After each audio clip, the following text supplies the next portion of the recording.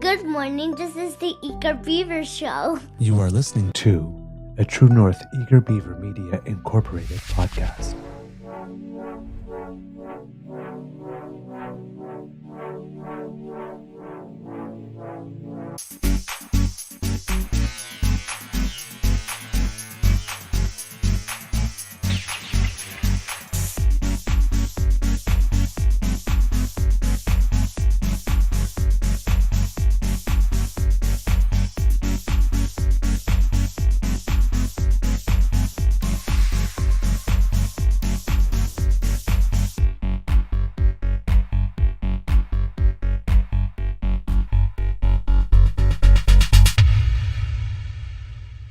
The True North Eager Beaver podcasts are proudly brought to you by our founding sponsors, the Misfit Mysteries from Corvid Moon Publishing, your source for science fiction, fantasy, and cozy mysteries featuring a broad diversity of characters, CanadianTarot.com, your uniquely Canadian online eclectic tarot community, and the Peppermaster, hot pepper sauces made from farm-fresh ingredients to thrill your taste buds and expand your mind.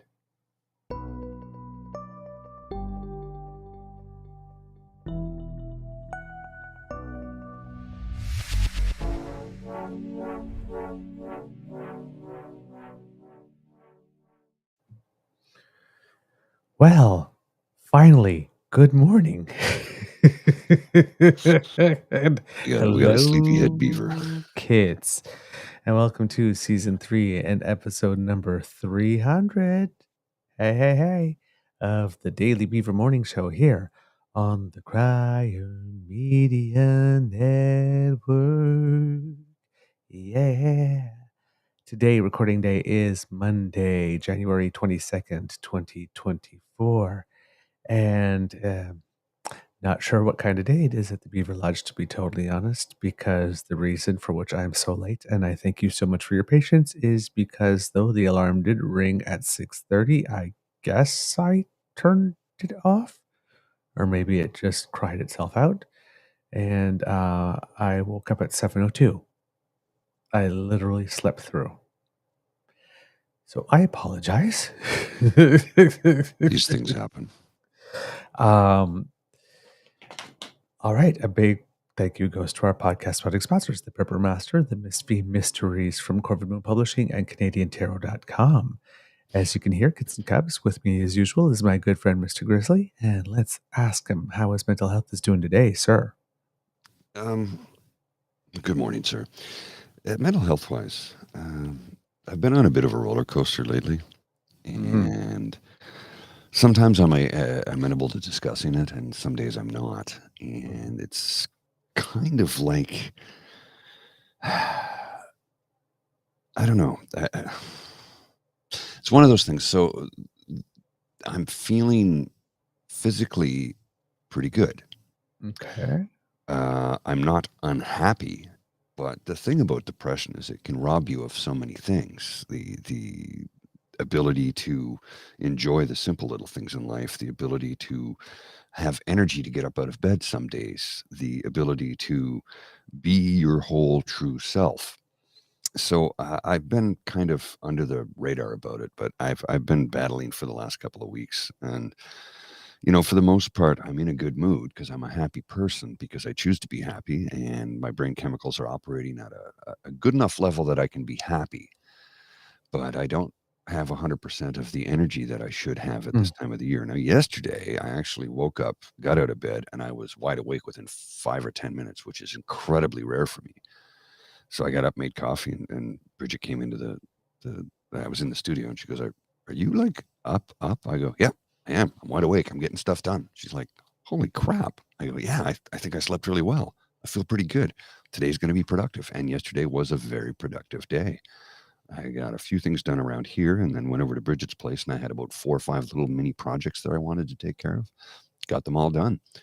So yeah, that was satisfying. And I think I've turned the corner.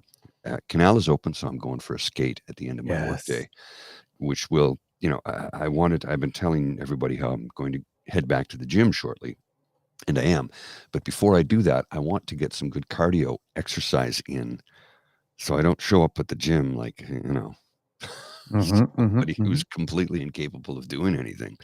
So yeah, I'll be out on the canal a couple of days this week to get some good leg workout and some good cardio in, and I will be back in the gym the following week. So I think that will help with my mental health because, prior to the pandemic, I was in the gym 7 days a week. I was in the best shape of my life, and then the whole world came to a screeching halt, and not had the motivation to get back in. And we've all had our daily struggles over the last 4 years because everything's been, well, for want of a better term, topsy-turvy, upside down, backwards, and twisted.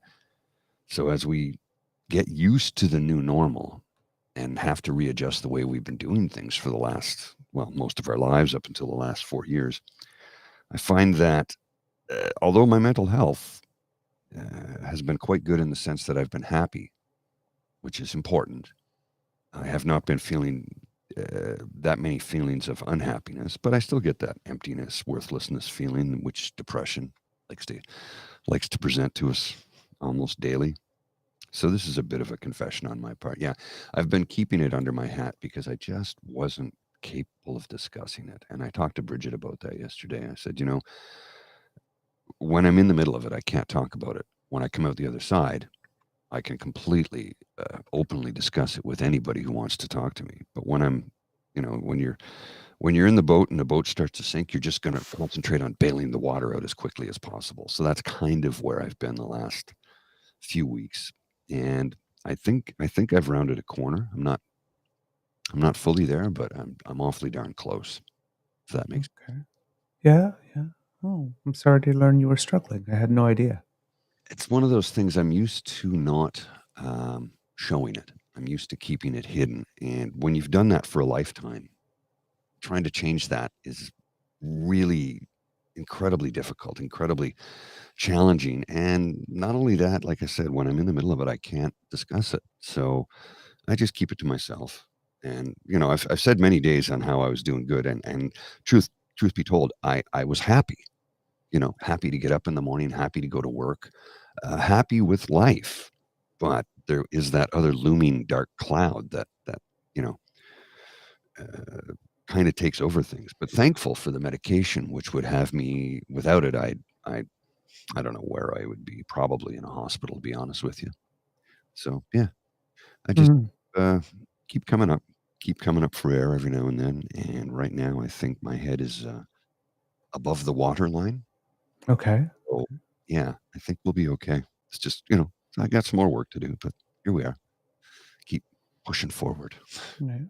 Well, like I said, I hear you when you say that you don't normally talk about it when it happens, but should it come by again and should you want to or try something different, I'm here. I know. I thank you. I have a lot of people in my corner for me for times like those, and every now and then I will reach out and just say, "Look, I'm not doing good." Okay, you want it? No, I don't want to talk about it. Let's go watch a hockey game. Let's go to a movie. Let's do anything to get my mind off of this. I will reach out on occasion. Just haven't been able to lately. And Bridget sort of looked at me yesterday like, "What's up?" So we sat down and had a really nice chat. And she's like, "Okay, good. I just, I was worried about you." I was like, "No, I'm here. I'm okay. I'm just working it through, And that's mental health, You got to work through it." Yep. I hear you. Oh man. I am I'm in a weird place too. Yeah, I'm happy. That's good. All that kind of stuff. I think I had an incredible weekend. If you listen to the podcast, Yeah. not weekend, but incredible time at the Madonna concert. Loved it. Great show. Time with my girls. All that kind of stuff. It was great. If you want to know more, you're gonna have to watch the podcast because I don't want to repeat myself. But but it was absolutely fantastic. Came back, had a good weekend. Not as productive as I would have liked, but more restful, that's which good. I needed because I'm about to enter a busy period. And last night I even managed to get to bed at a great hour that would have guaranteed me close to full 8 hours of sleep, or the possibility for full 8 hours sleep, which very rarely happens on Mhm. the evening before a show. But something happened. Oh, right. And I won't say what it is here. Okay. Mm, Oh, that reminds me. I need to get that radio ad to you. yes. Yeah. I will get that done today. I promise you this. Okay. My apologies that I didn't. This whole weekend I was just nonstop. Go, go, go, go, That's go. all right. That's all right. And I was not permitted to sleep the full night, so I was up from about 3:43 to 5:30, which might explain one of the reasons why I slept through. And I A was little squint-eyed mad. and confused. And I was mad. Not only was I up, but I was mad. Listen, I looked up, I saw him in the green room. He's walking towards his chair, so I clicked the camera on, and he sits down. And I looked at him, and I went, "Oh, dude, you look tired." I am tired. So somehow I slept at least 5 hours. I'm sure somewhere in that amount of time, but I feel like I slept on the clothesline. So here's the thing. Whether you realize it or not, and a lot of people are not fully aware of this, so I will just bring it out there in case I've never done this before. 4 hours sleep is what the human body needs to function. Okay? Function. Are you going to be effective? Probably not. Are you going to be productive? Doubtful. But you can function. Less than 4 hours and you're a danger to yourself and everyone around you. More than 4 hours and your ability to perform at a better level improves. But if you get 4 hours, you can function. Yeah. Less than that, and it's dangerous. Like really less than 4 hours, you should not be doing literally anything. And I'm not joking. I know I was in a sleep study. I was in a group therapy for folks with terrible insomnia. And one of the individuals that was in that group, her insomnia was so bad that her mental health was worse than mine had ever been, ever. And thankfully, through group, she was able to land a job, get a job that worked around her sleep schedule. She needed 13 hours a night. And the doctor who was running the thing said, yeah, some people need that. It's a fallacy that everybody needs 8 hours. Fallacy. Some people need more, some people need less. Me, 6. That's all I need. More than 6, and I wake up tired. Like if I sleep in on a Saturday, which occasionally I'll sometimes sleep in till 7 or maybe 8, like this week I slept in till 8, it takes me a while to get going from there. By 9:30, I'm like, okay, let's get some stuff done. But more than 6 hours for me, not good. James, he's looking for a roommate because he's in Whitby with his mom. And this offer is serious. If you want to move to Killaloe, or if somebody is nearby in Killaloe and wants to stay rent-free in a 4,000 square foot house, that's free food, free internet, free rent, so he can see his kids. Yep. If anybody wants to do that. I don't know anybody in Killaloe. I know people in Pembroke. Renfrew. Maybe in Pryor. But I don't know anybody in Killaloe. So we'll see what we can do for you, buddy. Yeah, absolutely. No, I hear you. It's the only way to see your kids. And if you care about your kids, then you do what you have to do. He desperately needs to see his children, you know. Yep. This is a man who is really needs his kids in his life, right? Some guys don't feel that way. That's not the case with James. He needs his children in his life. Yep. Absolutely. Yeah, I hear you. Don't need advice. I need a roommate. Mm-hmm. Hey, yeah. It'll happen, my friend. It'll happen. It'll happen. It'll happen for you. Okay. Kids and Cubs. Clearly, I don't have anything necessarily prepared. So we're going to be jumping to a couple of things here and there. I do have something for you, though. Okay, if you want to start, sure. Yeah, I'm just going to bring this up, and so we'll all get it. Okay, so we get the pronunciation correctly. Sciatica. Sciatica. Sciatica. Sciatica. Sciatica. Sciatica. Oh, yeah, sorry. Miss Sciatica. There we go. Sciatica. Yeah, she sent me a link on the weekend so we could figure out the proper pronunciation. There we go. Okay, now I just have to remember and retain. Just every now and then, if you struggle, I have it right here for you. All right. Thanks so much. Thank you. Yeah, it's really important. It is. We like to get things right. Yes. I was sent some links on the weekend. We're not gonna discuss them. I was sent some links on the weekend from somebody saying you should talk about this on your show. I'm like, I can't. Why not? Well, that's a single source. It's a single source. It's not corroborated. There's no peer-reviewed papers about this single source story. And until I get, and the story came from the Western Standard. So Mm. I said we need to vet our sources. Number one. Number two, we look at multiple corroborating stories to make sure that, okay, it looks like this is an accurate picture. I said we do not peddle in conspiracy. So the story that was sent to me is interesting, but I've only seen one publication talk about it, and there was one single press conference, and that was it. So we're not going to discuss it on this show until we have more information, number one. And number two, discussing it on this show, even if we have all the right information, could probably get us banned. So I don't think we're going to go that route. Had to do with Okay. vaccination. Oh, Yeah. So it's look, the story looks conspiratorial. Is it true? I don't know. Would have to do a lot more reading to find out, and we have to check with multiple sources. Again, we look at what is it, NACI?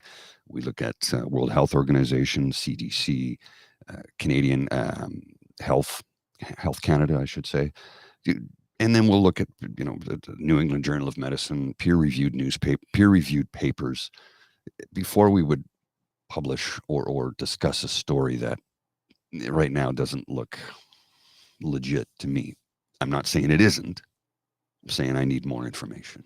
So for the folks who sent me that on the weekend, I haven't disregarded it, but until I have a chance to really make sure that there's some accuracy to it, we're not going to discuss it. Yep. That's pretty much our policy. Yeah. We need single source reporting unless, again, it's a source that's known and trusted and reputable for having, produced lots. Like if Susan Delacourt sends something that it's a scoop or something like this, okay, we'll talk about it. She's established, but yes. This was an article in the Western Standard on the weekend about a Japanese doctor who purported something that I'm sorry, I need more. We need more. Yeah, we need more.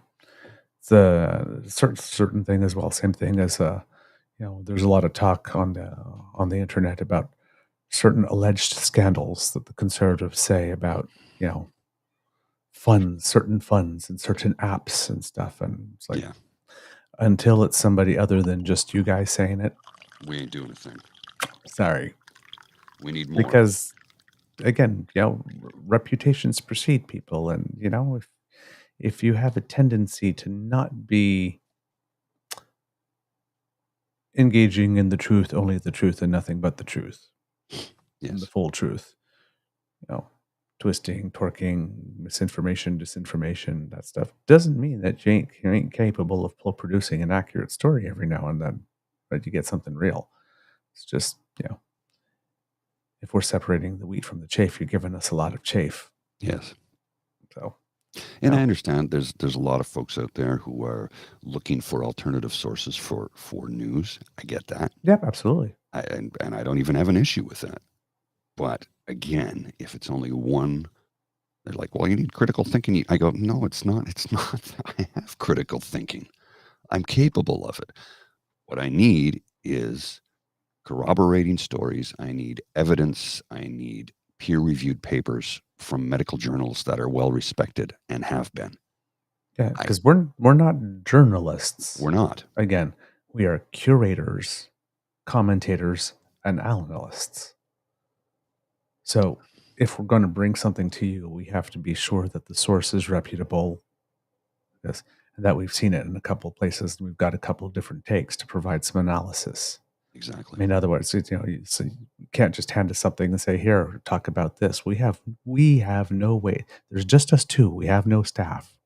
We have no fact check team. We have no right.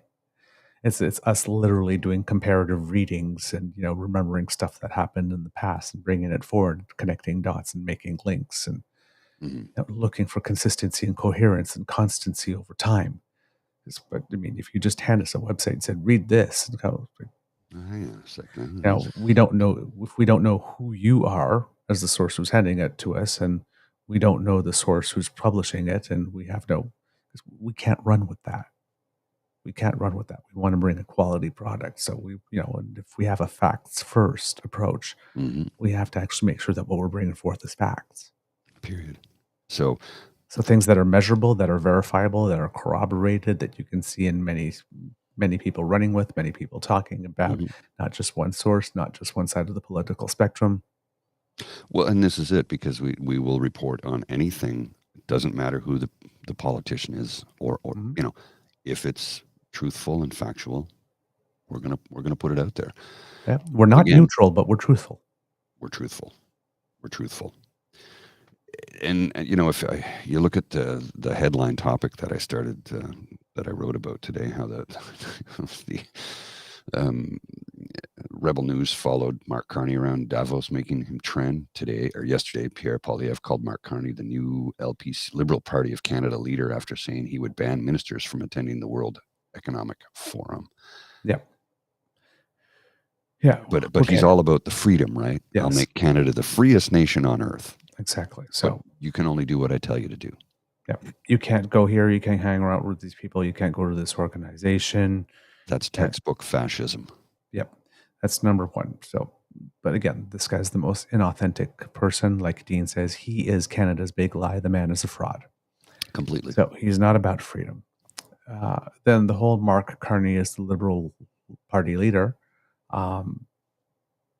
That's a wishful thinking expressed as fact, because Pierre Poilievre would much rather have Mark Carney be the leader right now than Justin Trudeau, because Mark Carney, even though he has a reputation in certain circles and a lot of people know his name, not many Canadians know much about him because, well, governors of the Bank of Canada don't necessarily have media scrutinizing their personal lives, pretty much just their decisions. And then he went off to England for a while. Yeah, and he did a good job there, but he was even less accessible to our press. Right? So there's a rumor he wants the job. There's a rumor he'll throw his hat in the ring at some point. Yeah, that's fine. And you can start speculating and doing pieces about him if you think that that's going to happen. But the reason for which he wants Mark Carney, and he wants everybody to think that Mark Carney is some type of puppet master, is because it's easier for him to run against Mark Carney because he can define Mark Carney. Mm-hmm. The Conservatives have been trying to define Justin Trudeau for the better part of a decade now. And too many Canadians have seen the man in action for too long to know that most of the stuff that they say about him is just not true. Right? He is not a tyrant because they've been calling him a tyrant for the better part of the last 4 years, and none of them have gotten arrested for it or thrown in jail. So if he was a tyrant, tyrants tend to be a little thin-skinned about being called tyrants in public. Indeed. Typically. So, so they try to define them all they want, but it's only the people that, that are choosing to not live in a world that's tethered somewhat to reality that can take that narrative and go. Now, you could be frustrated with them and, turn around and say, yeah, this, but even most people who do that, say, yeah, he's a little tyrannical. No, he's not a tyrant. So, running against someone who doesn't have a fully defined public image makes it easier for you to define them, and that's what he would rather run against. So that's the political strategy behind that one. It's the same thing where they're saying that it's Jagmeet Singh really running the ship, or it's however. It's the same strategy behind saying Liberal NDP coalition, because if you think the NDP is running things, and oh my God, the money because they spend like drunken sailors. Even though all analysis, in fact, shows that they are the most financially stable and responsible governments, at least at the provincial level. At the federal level, we don't know because they've never had a chance to govern. So, they have their tropes and they like to use them, and those tropes work easier on people that are not well defined already in the public sphere than people that you've got to see in action for close to a decade. Well, and that is the consideration too, 'Cause- because Mark Carney, even when he was the head of the Bank of Canada, it's not like he's in the news every day. No, he's not in the news every day. And, but here's the other thing too, right? We know what the steps are. But Pierre Poilievre right now is saying that he would fire the current governor of the Bank of Canada and keeps on blaming him as well as Trudeau for everything that's bad under the sun. So once you say that Mark Carney's pulling the strings, and guess what? He was a central banker. He's going to destroy your lives. He's going to print more money, just like that's the setup, right? Like this, the whole part about him having been such a good central banker back in the days when he was a central banker, that the motherland UK picked him up, said, come and help us over here, is not going to matter. Well, and let's remember, he was the one who managed us through the 2008 financial crisis, right? So exactly. And they praised him then. They praised him then. Well, that's exactly it, Mr. Grizzly. I'm glad that you mentioned that, because I think thanks to our friend Thunder Bay Ed, there's this little clip of PP circulating on Twitter. Do tell, sir. Do tell. Oh, you did not hear it. Yes. See, it seems that, as we mentioned, get your tinfoil hats, shine them, polish them off, because the WEF has started. Well, then, back again, he's doing all this posing. I would never allow my ministers and all that kind of stuff. But as we said on the show previously, the Conservatives weren't always anti-WEF. No. There was, Prime Minister Harper went there a few times. Really interesting that Pierre Poilievre is saying that he would have forbidden his somebody should ask him if he would have forbidden his former boss from having gone if he was the leader back then. This statement here from James that I just put on the screen is dead bang on. Pierre Poilievre is banking on the public having regime fatigue, or leader fatigue, regime fatigue. He thinks no matter who runs, the cons win. He would rather Carney run in an unwinnable election so that it ruins a viable candidate for the next election. And that's the game he's playing. The thing that is most disturbing to me is that there are a number of Canadians that are having that game played on them. And when you have the Toronto Star printing stories like, Justin Trudeau knows you hate him. I'm like, oh, okay, that's strange, but whatever. I don't care. You go ahead and print whatever you want. It doesn't matter to me, but it seems like a strange story. But when you have national newspapers saying stuff like that, people who only get their news in small chunks here and there start to believe what they read, even from reputable sources who aren't necessarily being untruthful, but they're not giving you the whole picture. So you get a headline or a snippet of a soundbite and suddenly think, oh, the sky is falling. He's a dictator. When there's no evidence to back up that statement at all. He froze bank accounts. Actually, he didn't do that. And the bank accounts that were frozen were done so under the Emergency Act, which was brought in by a conservative government, Brian Mulroney, who ended the War Measures Act, which was only ever enacted by Justin Trudeau's father, Pierre Trudeau, during the October crisis in 1970. But we're not going to get into the history of it. Well, we don't have to get into the history of it, but again, compared to other nations, how much domestic terrorism have we had since the FLFU crisis? Because we sent the message, you try to pull that, we don't pull that shit here, because when you pull that shit, this is what we do. Well, in the UK, what they've been doing with individuals who have left and gone to other, I'll say, war-torn countries. I don't want to even name the organizations that they're involved with because that could get us in hot water. But individuals who are returning to England after having gone abroad and worked for, I'll say, the other side, if you will, they're not allowed to come back to England. And if they try to come back, they're unalived by the state, is what's happening. And people are cheering that on. I'm like, maybe if they look like me, they wouldn't cheer it on as much. You know, Mm-hmm, mm-hmm, mm-hmm. I have to be Indeed. vague sometimes to Yeah, avoid yeah. I hear you. the algorithm that runs the medium that we're on, because we're a small channel. We are growing. But we don't want to get any flags or violations. Yeah. So, speaking of Mr. Carney and the I have the conservatives not video, sir. always, the conservatives not always being against the WEF and not even always against Mark Carney. Let me just blow this up here. Mm-hmm. And I will put it on the screen. Let's have a little flashback. This is MP Gerritsen that found this. But this is 2000, around 2010-ish. Oh, you're gonna love this, kids. This is Skippy being Skippy. Here we go. Watch this. Mr. Speaker, the World Economic Forum's 2009-2010 Global Competitiveness Report has again ranked Canada as having the world's soundest banking system. Canada's banks and other financial institutions are sound and well capitalized, and we're less highly leveraged than our international peers heading into this global financial crisis. Okay. Now, he cites the WEF and mentions compared to our peers. Mm-hmm. So he is capable of taking economic data and placing it in an overall context of comparing it to our near peer nations and seeing how we're doing. Right?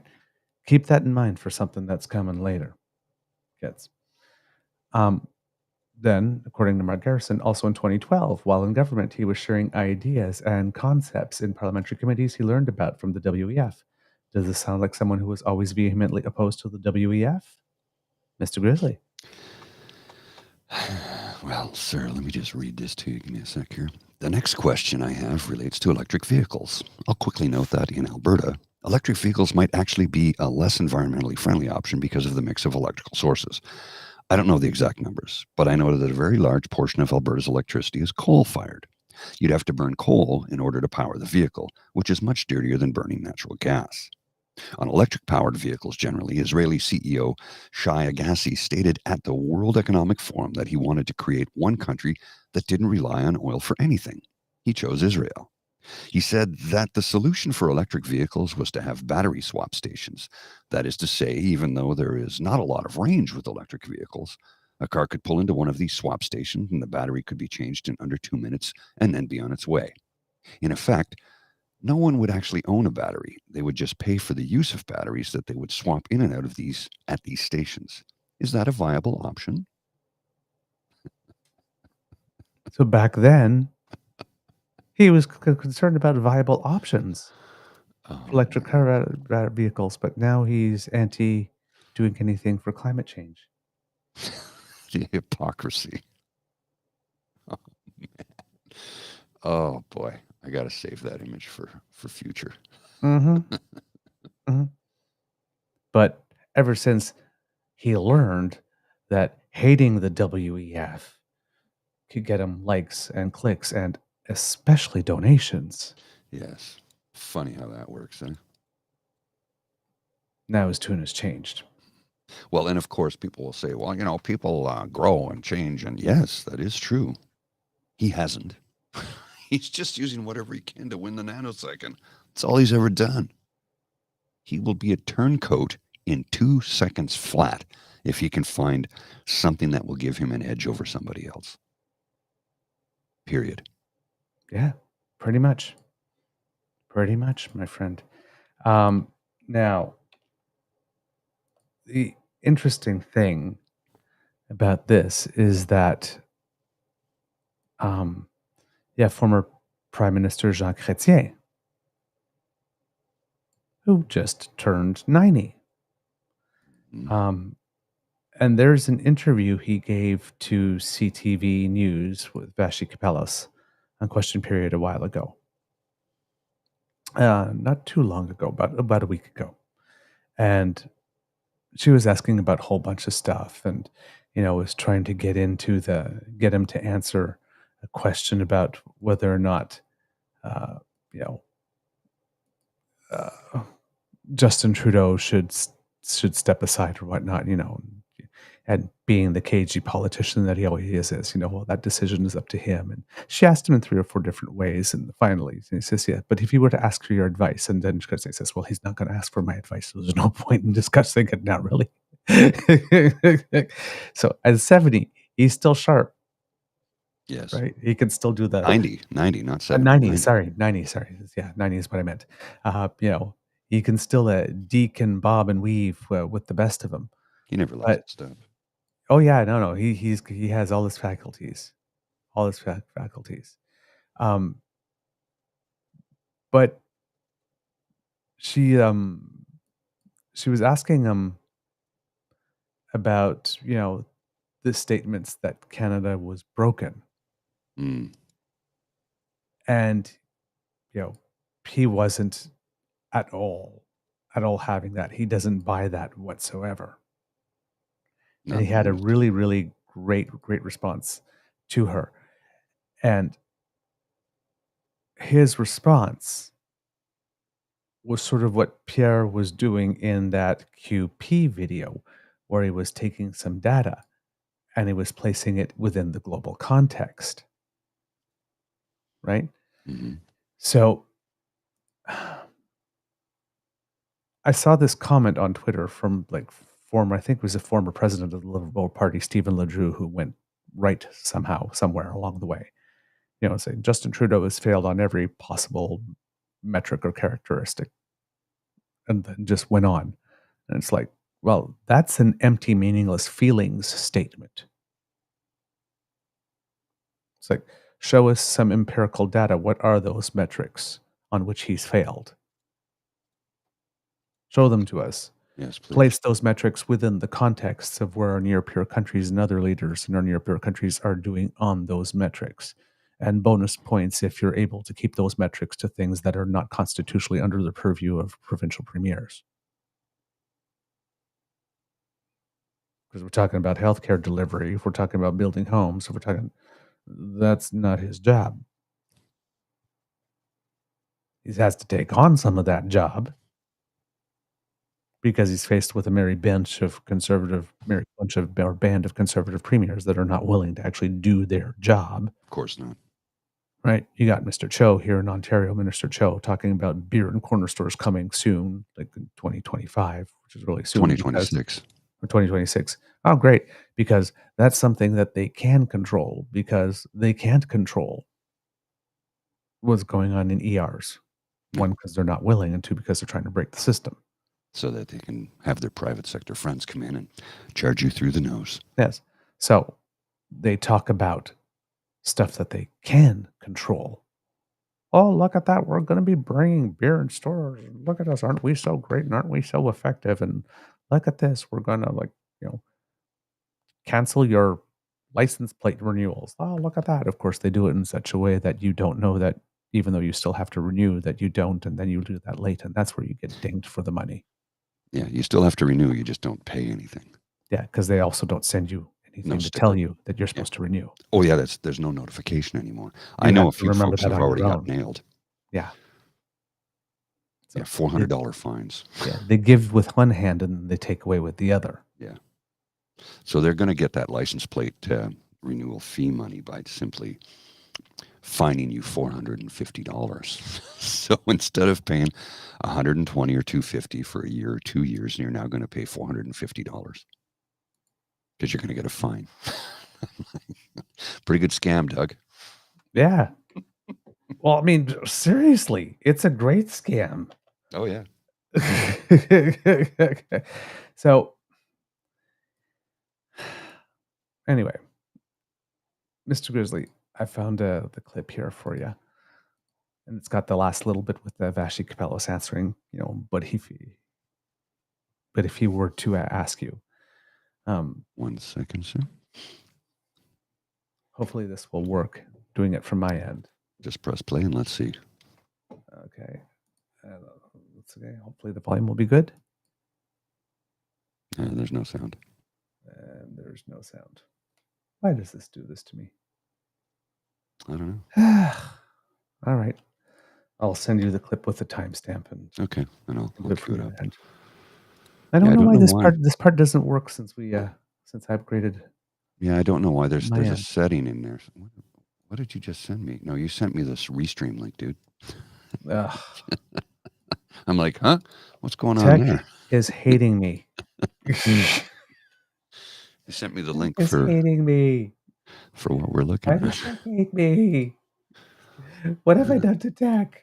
I don't know. I honestly couldn't All tell right. you. Okay, so The timestamp's 11:20 on that one when we get there. Yeah, I forgot where we were. I'm so sorry. it's okay. It happens. Jeez. Wow. Okay, I got it queued up. All right. Ready to roll here? Just give me a sec while I minimize that. And I will just share the tab and bring this up on the screen and we'll have a look at it. Yes, and that's life, and it's a political life, and you have to live with it. So If he that's asked, life. If he asked you, what would you tell him? Well, he will not ask me, so why to debate? We're talking about decisions. My final question for you, Mr. Chrétien, as you look back, and as the country is looking back on your time in politics, you're 60 years since you became an MP, 30 years since you became Prime Minister, 90 years here on Earth. Is there a decision specifically or something that you did when you were in office that stands out to you as the most consequential one that you made? But many. So it's what is difficult. Some say it's because when I decided we'd balance the books. Remember one of the ministers, who was still a member of parliament, Lawrence Macaulay, called his wife after the meeting and he said that, darling, I'm back on the farm next election. And he's still there. So it was a very important one. When I passed the Clarity Act, when a lot of people said, don't do that, you will start the storm, and there was no storm. And after that, when I said no to the war in Iraq, it's something it was a very important decision to show that we were not the 51st state of America, that we were an independent country. But you'd make the decision, you have to make the decision. So you make the best decision possible. Which one was the most important? You can decide for me. The people will decide, as you said. They have decided, and they are very nice to me these days. And I'm having a good time at my age. Well, I'm sure on behalf of them and behalf of us here, happy birthday to you, Mr. Chrétien. Thank you very and much. I appreciate you making the time for our conversation. Thank you very much. So I wanted to play that part because I like the unanswer. But if you go to 406 on that one, Mr. Grizzly. Just a Sorry. Just bear with we get to the part where which I was speaking of earlier, where she's asking him a bit about the state of politics and how it's changed, and about Canada being broken. And I like what Mr. Chrétien does here, and we need more politicians doing this type of thing to make sure that there's some messages countering the BS that's coming from the conservative side. Okay, 1 second while I bring this up.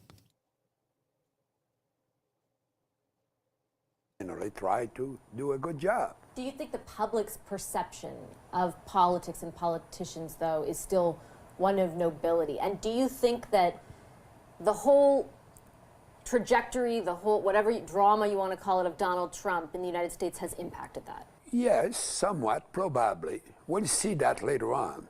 As I said yesterday, I was involved in politics in 1956. I was the president of the Young Liberal in Laval University. So I watched politics since that time. I never woke up in the morning with one big headline. Canada had a great day yesterday. We must have had at least one in these 68 years, something like that. But it is the nature of communication. A good news is not a news. A bad news is a news, as I say. A dog who bites a man, it's not a news. But if a man was to bite a dog, it would be a hell of a big news, and it's two animals doing the same thing. So, we have to be realist and look at the life and do what you can.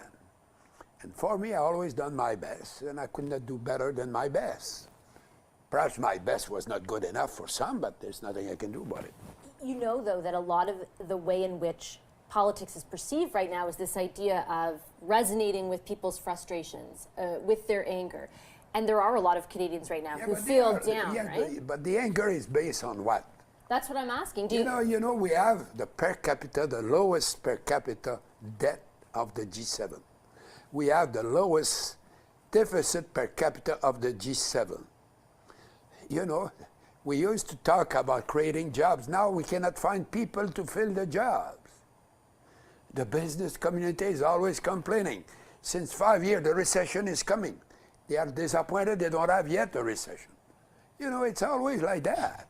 Be a realist. Look at that. Canada is doing better than anybody else. So you don't think Canada's broken? No. Broken, you know. It's millions and millions of people around the globe who want to come into so-called broken nation. You had the Minister of Immigration earlier. You know, we could open the gates for millions of people if we wanted. We have a land of diversity. We have 2 official languages. We don't have violence. We don't have ghettos. You know, we have some problem. You know, sometimes you have problem in your own house. So it's normal that we have in a country problems, but we're there to solve them. And sometimes I say, when you're in public life, to fill a hole, you have to dig two or more to have enough land to fill the first one. So it's a never ending. And I understand everything you're saying. I think at the same time, people in their own lives can feel, especially right now, like it's very hard to pay their bills. They're very worried about things like... But it's always like that. You know, as I said yesterday, you know, when I became Prime Minister, interest rate were 11%. Unemployment was 11%. We were spending 35 cents in every dollar of tax to pay the interest of the debt. I was the first one to balance the book. Even Poilievre said that yesterday, that Mr. Chrétien was the young one to balance the books. So we can do that, but when you do that, it's not easy. But I did that. You did make, though, a lot of very tough decisions. You mentioned even the Conservatives now point to your government and the way in which you eventually balanced the books, the decisions you made around the deficit and the debt as, you know, things that others should be following in the footsteps of. Do you think more of those hard decisions have to be made? Relatively, yes. But when we compare ourselves, you know, I told you, the debt is lower than the others and so on. We're reducing the debt in relation to the GDP every year. We're one of the few to do that. But it's not what you read, you know. They say it's terrible, and the people always say it's awful and so on. No, come on, we have to be realists too. You know, we're doing quite well in Canada compared to anybody else. And when I used to say that, when I look at myself, I despair. When I compare myself, I feel very good. There you go, Mr. Grizzly. Well, Reality check. He's still sharp as a tack, and I don't agree with everything he says. I think some of what he says is a little dismissive of those of us who are having a hard time. However, when it comes to paying down debt, when it comes to debt to GDP, when it comes to how well our country is doing economically speaking on a global scale, how our inflation is lower than... And that we're far from being the worst ever that we've ever had. We've had way worse. Way worse. He's right about all those things. And you're not gonna slip one past him. He might come off as that little guy from Shawinigan. He's 6'4", but a 6'2", 6'4". He's a big guy to begin with, but he's always, when he speaks, this is a well-educated man, but when he speaks on a level that everybody can relate to, and he does that intentionally. He doesn't want to talk over people. He wants to talk to people, which is why he has his sort of folksy way about him. And he chose to do that intentionally because he said, look, if I have to communicate with the vast majority of Canadians, the vast majority of Canadians do not have an Ivy League type education. They most likely will have post-secondary education, but they didn't go to an elite school somewhere. So I can't speak to people at their level if I talk down to them. So I'm going to speak to people on their level. I've always respected that. And a lot of things he did while he was prime minister, I'm still angry about the helicopter thing. That cost us billions of dollars. What he did to John Nunziata, I've never cared for. But when it came to the Iraq War, when it came to same-sex marriage, the man stood up. The man stood up both times. And when they asked him, I remember in an interview, they said, "But you're Christian, you're a Catholic. Shouldn't you be against gay marriage?" And he says, "My job as the prime minister, my religion gets checked at the door. When I enter that office, I have to represent every Canadian, and I have to stand up for the marginalized communities that has nobody to represent them." And I went, whoa, I did not see that coming. He won me over in that moment. Yeah. Because he was governing for all Canadians. Yep, indeed. So, and I understand what you mean, because when he said that thing too, at first I thought it was dismissive, but when he places it back, I had 11% interest rates and 11% unemployment. Yes. So I understand people complaining that times are tough and that I can't pay my bills, because he's not only has he been there, but no matter what the economic conditions are, there will always be a group of people who are going through a tough time. Like it or not, it's just simple. There'll always be. Yeah. Right? So that's going to be a constant. But yes, that could have been framed with a little more delicatesse. Right. That's all I'm looking for, right? Yeah. No, but it could have been. But it is also true. It's like, but that's always the case. Mm-hmm. Oh, yes. That'll never change. So yeah, that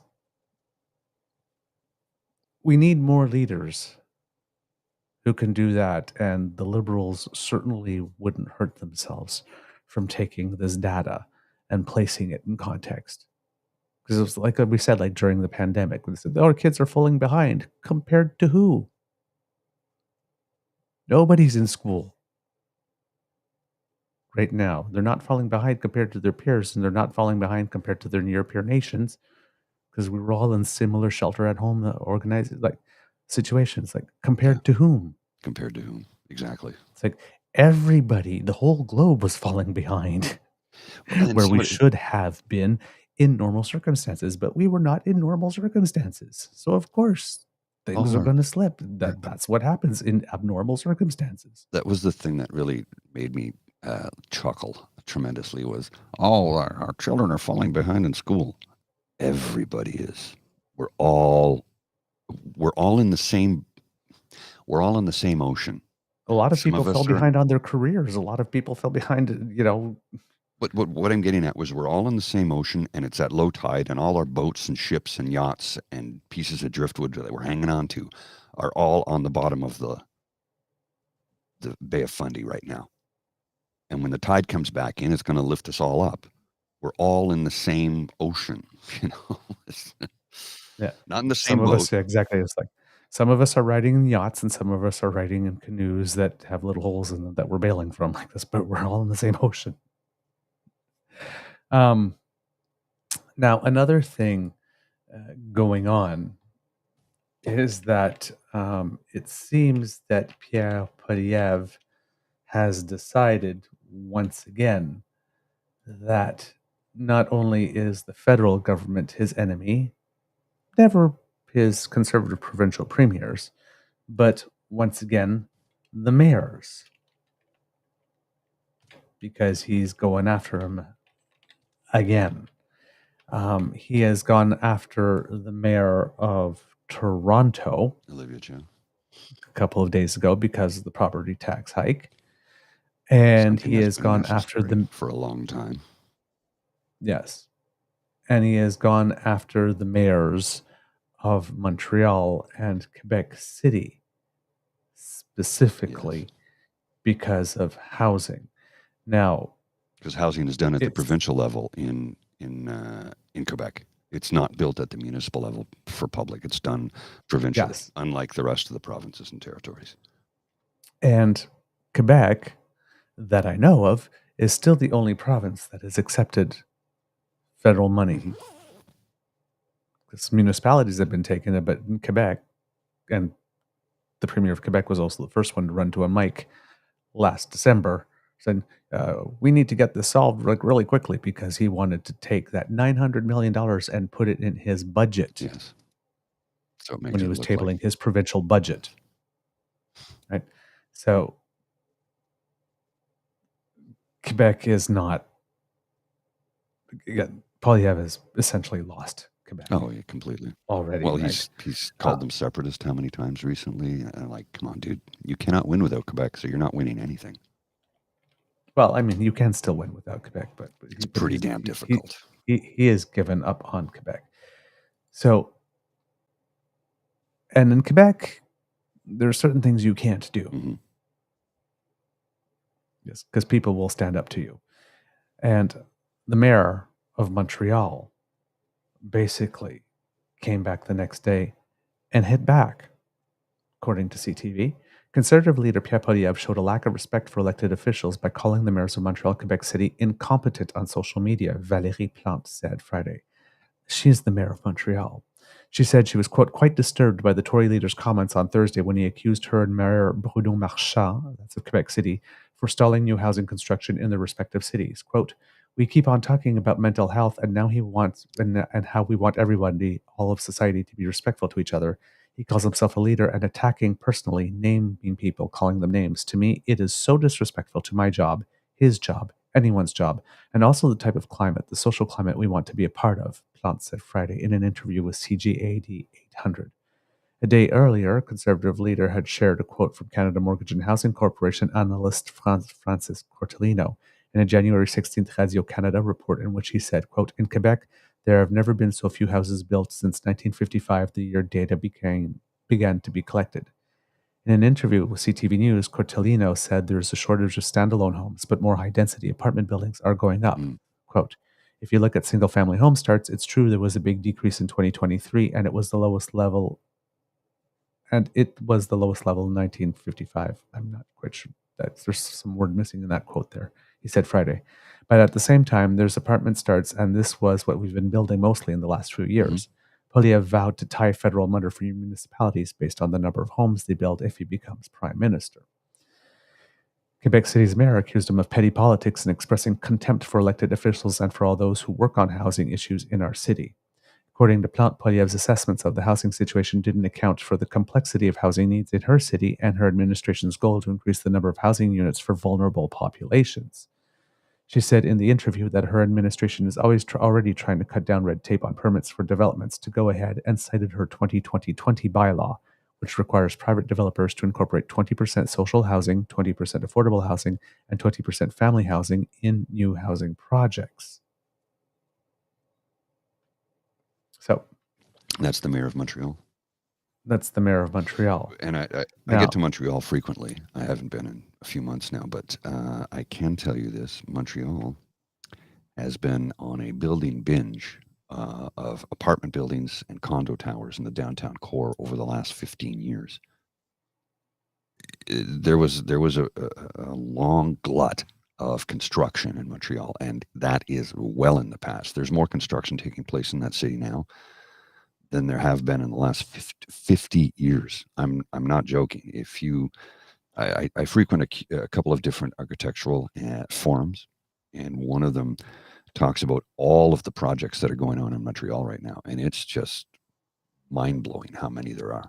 Same thing here in Ottawa, same thing in Toronto. If you are able-bodied and have a skilled trade and are looking for work, we have it in Quebec and we have it in Ontario.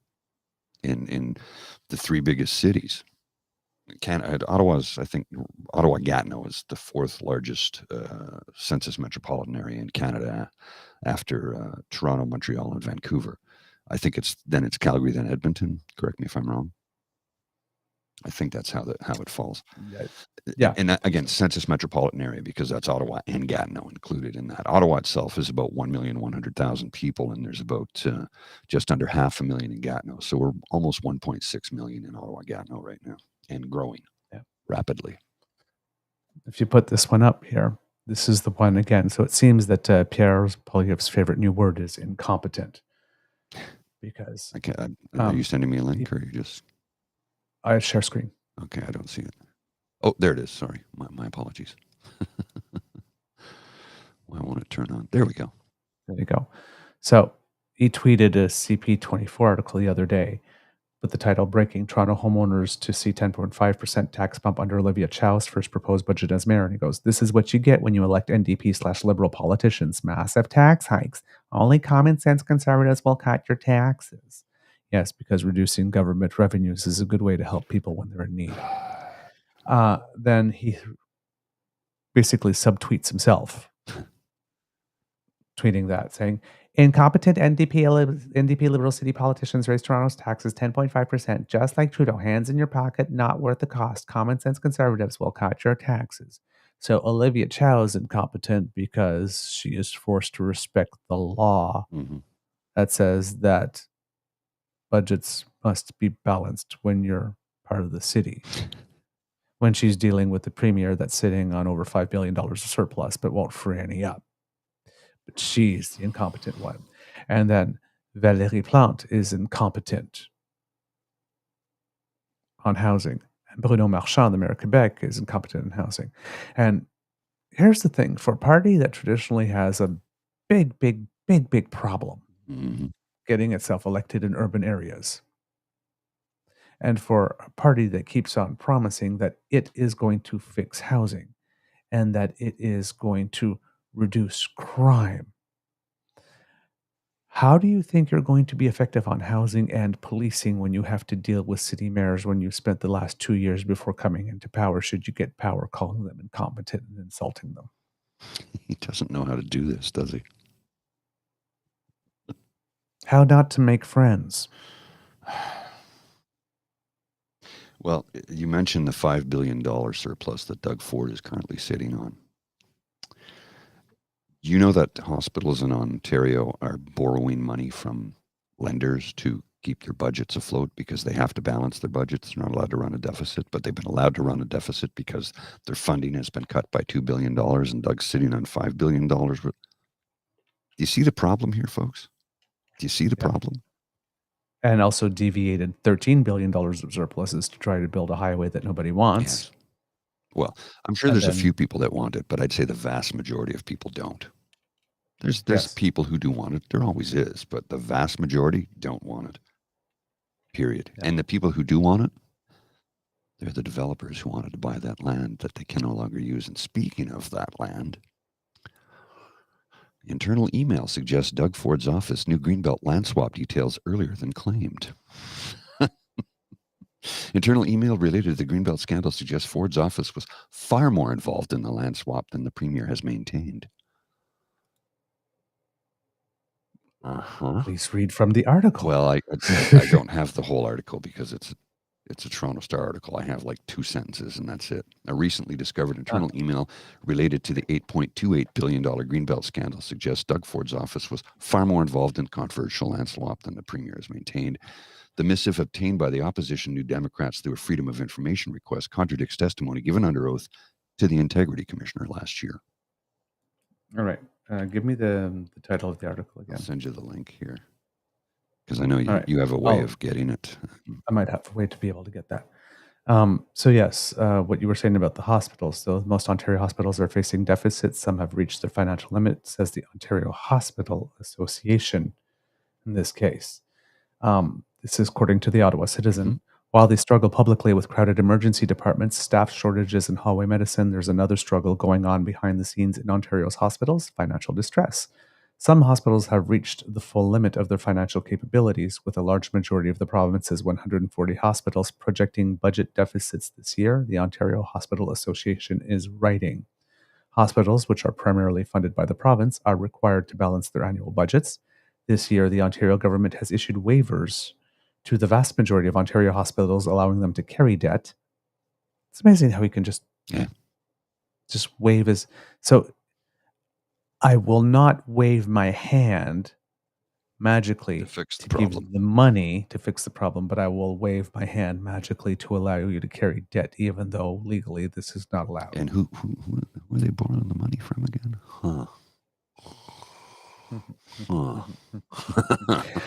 Yeah. Some hospitals have been forced to take out high interest loans from banks, and others have had to dig into reserve funds to continue operating amid growing extraordinary expenses, a situation that is both highly unusual and not sustainable, he said. And this is who said Anthony Dale, the president and CEO of the Hospital Association. Quote, hospitals have gone to banks and other financial institutions to borrow money or are depleting their resources. It is on a scale I have not seen in a very long time that places many hospital boards in a very uncomfortable position. There's deep concern over the uncertainty they face. The situation is particularly dire for hospitals in rural and remote areas of the province. The association is urging hospitals to be patient despite a fiduciary duty to run balanced budgets. Quote, no hospital board that I'm aware of is anticipating the kinds of changes or adjustments that would be needed to provide a balanced budget, Dale said. The alternative is too serious to contemplate. It will require patience. So, the province has wrapped up special pandemic funding, which is one of the reasons why hospitals have a shortfall, even though COVID is not over. And we're seeing incredible numbers of people in hospitals because of RSV and influenza. And as we were mentioning on Friday also, invasive strep A. Yes. So people are not stopped. The initial COVID emergency where people were dropping like flies and we did not know why and it was scary, that part is over. But we still have more people dying of COVID in a year now than back then. And you're adding all the other respiratory illnesses. And then you add all the surgical backlogs and everything that's going on. Yes. So even though the emergency, as in, there's this mysterious thing killing people, we don't know what it is, run, hide, that part is over. The numbers of people going to the hospital are not going down.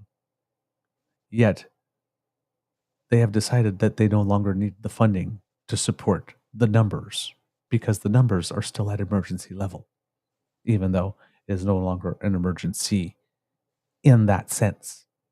Strange way of But doing we still have an emergency situation by any stretch of the imagination, any way you describe it. When hospitals are at over 200% capacity, this, as is the case in Quebec, or you got 12 ambulance lined up, as was the case of the deck in New Brunswick. Yes, 360% capacity. That's an emergency. Yeah. And again, I was talking to a gentleman last night from New Brunswick, and from an area that I'm intimately familiar with because I used to live there in Miramichi, Chatham, and he's from that area as well. And we were talking about how, like, please, how is it Blaine Higgs has a $2 billion surplus in a province of 820,000 people? How does he come up with a $2 billion surplus? Remember, to quantify how much $1 billion is, 1 million seconds is 12 days. 1 billion seconds is 32 years. And he has basically 64 years worth of money. $2 billion. I don't. Mm-hmm. Now back in Ontario again, right? The pandemic funding has been wrapped up. We're paying 3 times now for nurses what we were paying before. We're paying these private clinics some of their extraordinary fees. Because we're actually helping them to equip themselves to actually perform rather than maximizing use of the surgical rooms that we already have in hospitals by making them run 24 hours or on weekends. So we're choosing to pay more and putting less money in the system and then sitting on surpluses. So we're not spending smartly. Then we have hospitals being responsible for retroactive payments to staff after Ontario's wage restraint legislation, Bill 124, was declared unconstitutional. Those payments amounted to more than $1 billion province-wide. Hospitals have to pay the staff as required, but they've only been partially reimbursed by the provincial government. Then last month, the Ontario Hospital Association sent a letter to Health Minister Sylvia Jones, President of the Treasury Board Carolyn Maroney, and Minister of Finance Peter Bethenfalvey, urging the province to speed up remaining reimbursements to hospitals for Bill 124 payments and to begin a broader conversation about sustainable funding for the province's hospitals. Quote, given the distressed financial position of so many hospitals, we recommend that reimbursement of the remaining retroactive payments be made at the earliest opportunity. Many hospitals, especially organizations serving in rural and remote communities, have reached the full limit of their financial capabilities. So basically, instead of finding a second year on that to make sure that hospitals don't have to take out loans and incur more debt. So basically, the Ontario government is ensuring that money that's supposed to be spent on you, the patient, is not being spent on you and is going to interest for banks by not finding a second year to actually compensate for the money that hospitals still have to pay out in staff because the province decided it was going to pass an unconstitutional law so that it wouldn't have to pay the people that help us keep us alive and healthy what they're actually worth. Yeah. It's absolutely incredible. And that additional pandemic funding that they consider extraordinary, even though the numbers haven't gone down, the Ontario Hospital says resulted in the province having better pandemic outcomes than many other jurisdictions.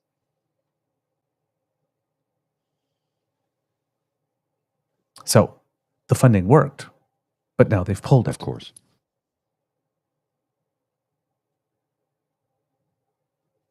Of course. So, Why have a program that works well when we can just kill it? Kill the program. It's just, and it seems like I'm jumping all over the place here, kids, but there's sort of an overarching theme here.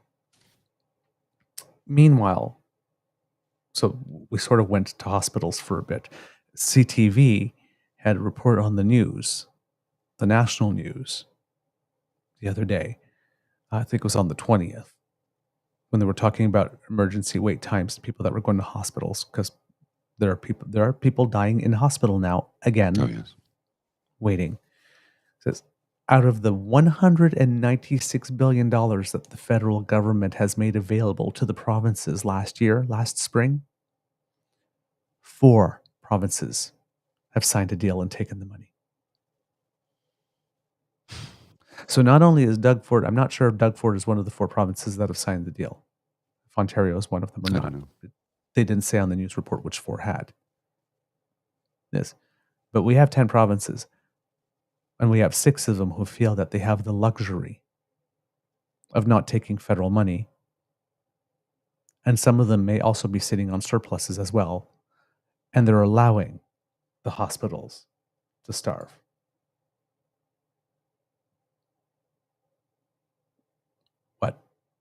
What the hell? Circling back to housing. Not only are the Conservatives not helping by attacking the mayors, but we also have Jagmeet Singh completely, once again, disappointing us. Mr. Grizzly, if you would. Okay, just a second here. Here we go. Justin Trudeau says one thing but does the other. I visited Edmonton, Griesbach, where Justin Trudeau promised to build more affordable homes. Instead, he is building luxury condos you can't afford. With this plan, developers get rich, you get gouged. Oh, Jagmeet. Okay, so the other day he did the thing on dental. We did that with no help from anybody. That was all us, nobody. And now, so again, that thing that we keep on saying, will the NDP go into the next election? Is making the case that the Conservatives are so bad, they don't deserve to be the government, and they don't even deserve to be the opposition. Or once again, Justin Trudeau never writes, he never calls. I wait for him at prom, and he didn't show up, or he didn't call. He's going to do that thing again. Well, we have the Minister, Sean Fraser, said, hi, Jagmeet Singh. A few helpful facts about this project. It includes affordable units and units at 80% of market value, not, quote, luxury condos. It's being led by Métis partners. We need more rental units in this country. Projects like this are a big part of the solution. Jagmeet. So Singh is literally Well, lying. he's parroting Skippy. It's like, dude, not cool, man. You're driving a stake into the heart of your party, whether you realize it or not. And there are party members who are like, okay, come on, dude. This is not cool. The party with which you want to contrast yourselves is the opposition, not the government. Mhm.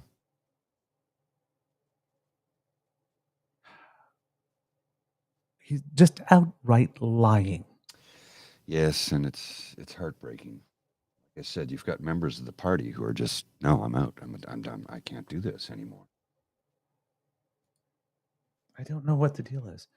And I think it was, well, Evan, I believe it was Evan Scrimshaw, if I'm not mistaken, recently had an article about this. And he basically said NDP's housing joke, subtitle, I give up. Just like, I give up.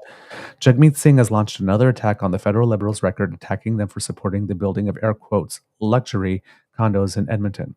It's a nonsense tautology that ignores some of the housing, and the specific project he's attacking is actually sub-market priced housing done in consultation with local First Nations communities, but more importantly, it's moronic idiocy. Building more effing housing will help alleviate the housing crisis, because even if we accept that these are luxury condos, moving rich people from existing housing to new luxury housing frees up their old units for everyone else. I'm not a housing expert, but Singh's policy is literally so stupid that it flies in the face of all basic economics.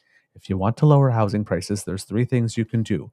Massively lower demand for housing, read/immigration levels, and then freeze them there for at least half a decade. 2, incentivize private builders to increase the number of units available in the markets by building up, aka apartment buildings and condos. Or 3, build a metric shit ton of non-market public housing. The latter idea is a good one, but there's a lack of follow-through from Jagmeet on how he'd pay for it, whenever he sorts of hints at supporting it.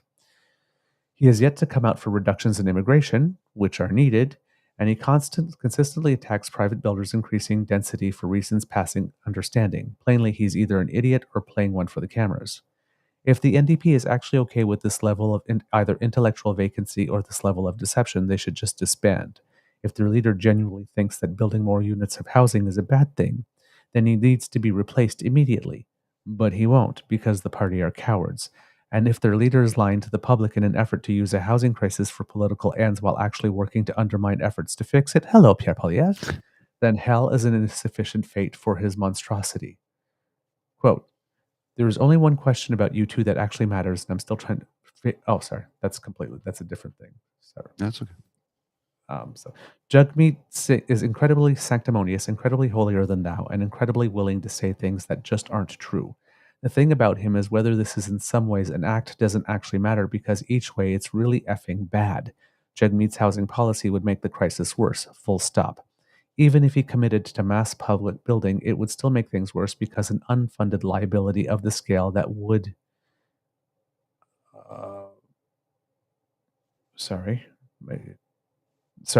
an unfunded liability of the scale that wouldn't make a dent into the capacity crisis on an ongoing basis would cause the Canadian debt to trade at somewhere between 3 and 10 times the current levels, bankrupting the entire economy. Jagmeet is either a dangerously stupid man, substantially stupider than even the dumbest Tory MP in the history of this country, or he's a liar. He's either genuinely an idiot or he's lying to the country in an effort to make housing worse to boost the electoral prospects of his party. If you have a strong opinion about which of those scenarios would be worse, great. I don't, because in either scenario, he needs to be gotten rid of. He is a joke, a mockery. Remember when Ed Broadbent died last week and everyone talked about what an honorable and decent fighter for Canadians he was? Ain't no effing way Jagmeet's epitaphs will be that kind if this is the damage he's doing. I've said it before, but this is actually truly poisonous to political trust in this country. That's the part that I'm having trouble with. He's literally putting poison in the water here by making these types of statements. The NDP is supposed to be better than the Liberals. It is supposed to be what the Liberals failed to be. Right. Where the Liberals are arrogant liars, the NDP are supposed to be the honest truth tellers. The Liberals support the corporate interest while the NDP stands up for workers. The Liberals care about getting elected while the NDP care about doing things for people. While right now the NDP are standing with rich homeowners or workers unable to live where they work, they're lying about the housing crisis instead of telling the truth, and they're playing politics with a policy crisis. They're frauds because they elected a man who cares more about his vanity than his country. Most politicians, and I'm sure Jagmeet believes this, think their party is the best for their country's interest. I believe every Conservative MP believes a Pierre Poilievre government would be better for Canada than a Liberal one. I disagree, but they sincerely believe it. Jagmeet claims to believe this, having said that an NDP government would be better than the current Liberal government supported by the NDP. But if he actually believes this, he'd resign as leader today, or tomorrow, or any time he actually decided to have effing principles. I voted NDP in 2021, and it's the most shameful thing I've done with my 8 cracks at exercising my franchise. It is shameful because I helped keep this moronic liar in a job, despite him being manifestly unfit to hold the job of dog catcher, let alone the leader of the NDP. Does it not embarrass everyone out there to be led by a leader who makes an ass out of himself so effing often for no discernible advantage? The NDP is led by a joke. Jagmeet's either an idiot or a liar. There's no polite way to say this about a man who's attacking density in a housing crisis. There can be no pretending he's somehow not the joke that he is. Get a serious leader or get effed. Now, very crude. Yeah, but I agree with a lot of his points. I agree with a lot. You just can't go out there and lie. Yeah. Jagmeet, you're lying, dude. Not cool. Why don't you come on the show and explain to us why you lied? I'd like to know.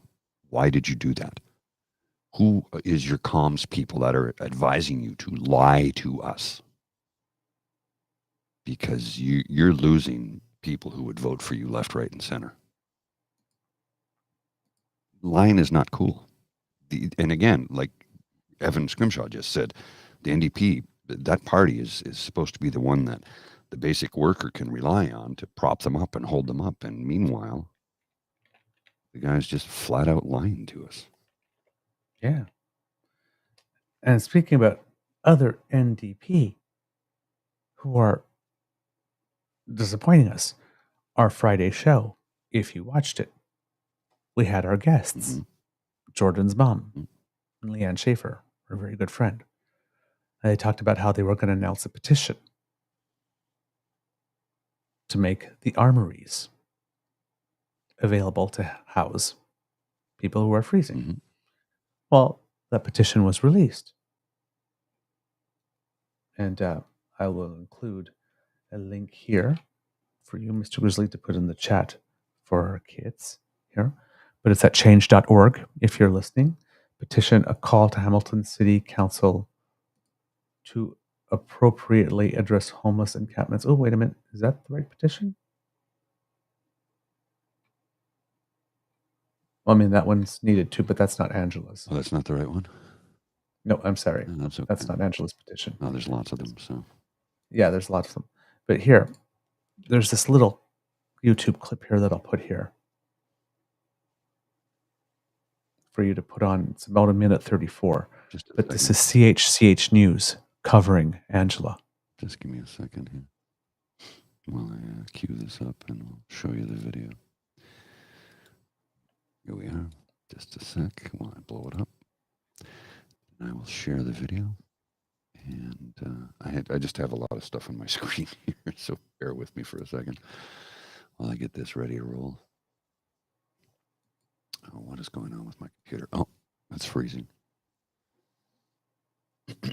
Oh. Yeah, hang on. Okay, there, I got it now, and I will play this in just a second. I'm running a lot of stuff in the background, so it's kind of chugging through my processor at the moment. And let's press play. Well, today was another bitterly cold day in southwest Ontario, with the wind chill making it feel more like -15. Well, tonight a Hamilton woman has started a petition to turn the John Weir Foot Armory on James Street North into a warming center.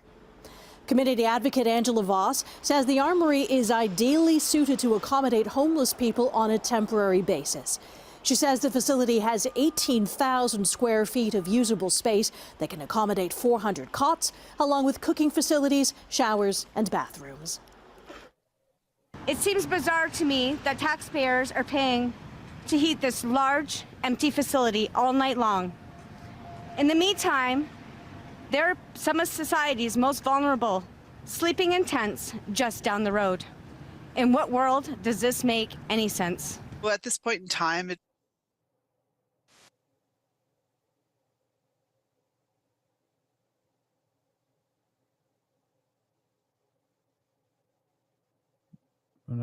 The sound seems to have disappeared.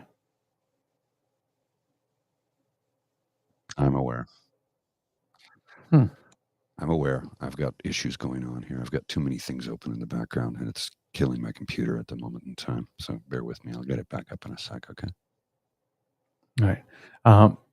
While you do that, the petition, sorry, I gave you the wrong address first. It's hamiltonhelps.com. So Hamilton Helps, all in one word, .com. You can bring it there, and it says, petition to open the armories. We, the undersigned, urge the Mayor of Hamilton, the Minister of National Defence, and the Premier of Ontario to declare an emergency and negotiate the use of the John Ware Foote armories in downtown Hamilton to accommodate the homeless men and women living in tents and around Hamilton during the coldest days of winter. The armories have room and facilities that are ideal for a warming center. The men and women of the Canadian Armed Forces are the men and women of the CAF often deployed for domestic emergencies. Under Sections 276 and 276.3 of the National Defence Act of the Canadian Armed Forces can be called upon by a province or territory to help civil authorities when they are unable to deal with the situation with their own resources. In the case of a severe homelessness crisis exacerbated by winter conditions, this could include logistical support, setting up temporary shelters, or providing emergency supplies and medical aid. Homelessness is a crisis, and winter exacerbates that crisis and creates an emergency situation threatening the lives of men and women of our community. Add your name and support. A sec here, and I will put this in the chat. And as the petition says in here, the armories can house 400 plus cots. It has 9 men's showers, 5 women's showers, 8 plus male toilets, 9 women's toilets, 3 kitchens, and 1,800 square feet. I've got the clip queued up and ready to go again. All right. Play the rest of it here from where Angela was putting up her poster.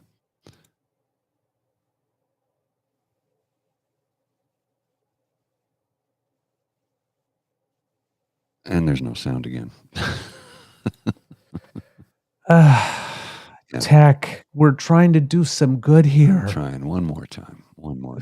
Okay, let's try this again. Work with us. It's a little frustrating some days. Just a sec here. Let's see. All right, come on. Let's see if this works this time. I'll try it one more time. And if this doesn't work, we'll just have to try it another day. It seems bizarre to me that taxpayers are paying to heat this large, empty facility all night long. In the meantime, there are some of society's most vulnerable sleeping in tents just down the road. In what world does this make any sense? well, at this point in time, it's not a solution that's going to be feasible for us. It's not as easy as simply finding a building that's empty or a building that appears to be unused. In fact, it takes a bit more than that. We have to ensure the building is set up and suitable for the people that we would be using it for and for the purpose that we would use it for. And at the end of the day, we actually need staffing and an agency to operate it. Director of Housing Services, Michelle Baird, says the city is focusing on expanding existing services, while also finding new opportunities to bring on site. You'll find a complete list of daytime and overnight drop-in and warming spaces on the City of Hamilton's website. And that is Taz Boga reporting, who used to be... She worked here in Ottawa. Remember Taz Boga? I can't remember which network she used to do the news here in Ottawa years ago. Taz Boga, and then she moved on to Hamilton. Mm-hmm. Now, Andrea Horvath on the news is saying the same thing. News about vacant buildings was, all these types of things. We have to make sure it's all that kind of stuff, right? It's like somebody on Twitter said, and this is the point, that Horvath is not getting it. She says homeless need more support. No, they need somewhere not to freeze to death. Yes. First. It's the same thing with the addictions thing. Mm-hmm. We have to bring them to treatment. They have to want to kick the habit. And it's like that. No, you need to keep them alive long enough to earn their trust, to convince them that it might be a good idea to go to treatment. A decision that they have to make on their own and come to their own, or else treatment is more likely not to be effective. If you're not willing to do those other steps, then you're not willing to bring them home healthy. Well, You're willing to let them die. Well, because is what you're willing to do. they would be deemed, and I'm going to say this in quotation, undesirables. So they will just let them die in the streets because obviously they don't care. I mean, it's pretty obvious to me they don't care, because if they did, they would actually do something. Now, I understand trying to get the place ready to house a lot of people quickly is not easy. But what we're talking about, a warming center right now. Yes. First. Not a residence, a place where people can be warm and not freeze to death. Yes. And we have Laura Babcock, who we know homelessness is a big issue for her, who lives in the area. Yes. There are short, mid, long-term strategies to solve a problem, and there are immediate, urgent responses to a crisis. People in homelessness freezing on cold cement tonight need an urgent response. Mayors of other cities get that. Why doesn't Andrea Horvath? So this is causing me to ask, was this woman ever NDP? I said she never was. I said that a long time ago. Because if she were truly NDP, she would have been all over this a long time ago. Mm-hmm. Not only is she not making that available, but there are padlocks on the gates now. Yeah. Meanwhile, in Ottawa, the federal government, news release January 19th. As Ottawa continues to face extreme weather, the Government of Canada and the City of Ottawa are partnering to offer vulnerable people and those experiencing homelessness a warm indoor space to rest. Public Services and Procurement Canada has signed an agreement with the City of Ottawa to temporarily use the Graham Spry building located at 250 Lanark Avenue as a temporary emergency overnight center for those seeking refuge from the cold. Expected to open on January 20th, the center will provide a safe and warm space for up to 45 people at a time. Graham Spry Building is one of 10 federally owned buildings in the National Capital Region identified for disposal by the PSPC. PSPC continues to work with the public community organization and other stakeholders to identify new opportunities to leverage its surplus assets to support housing and other community needs.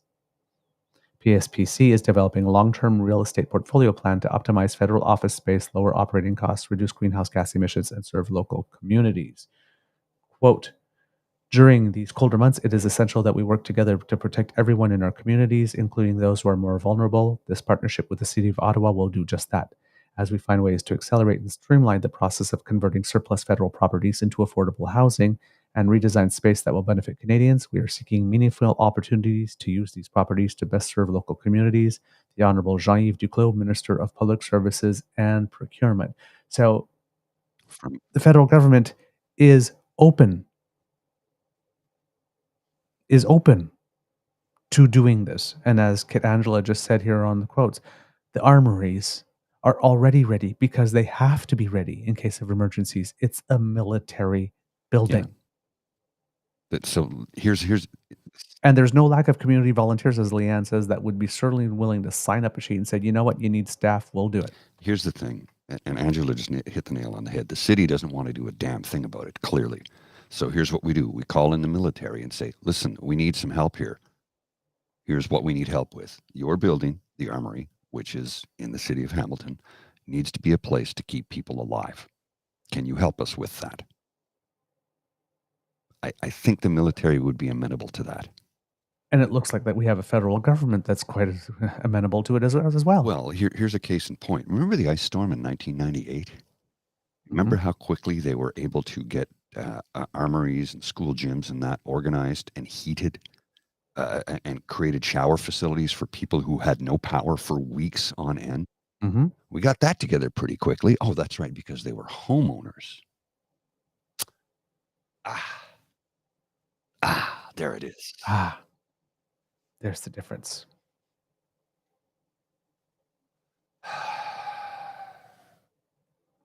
I do not know what has happened to the NDP. Well, they've abandoned their ideals, it seems. Broadbent would be spinning in his grave. Yes. Like the ground hasn't even settled yet. For a man who said that Ed Broadbent was his mentor. He should do a little bit more to, actually keep Ed Broadbent happy and proud of him, because he ain't doing it. Like, what the hell, man? Yeah. And look, we realize that this issue is the city of Hamilton and the mayor of Hamilton, former NDP, provincial NDP leader Andrea Horwath. We get that. This is not Jagmeet, but Jagmeet's not doing a damn thing to help anybody. So, brah,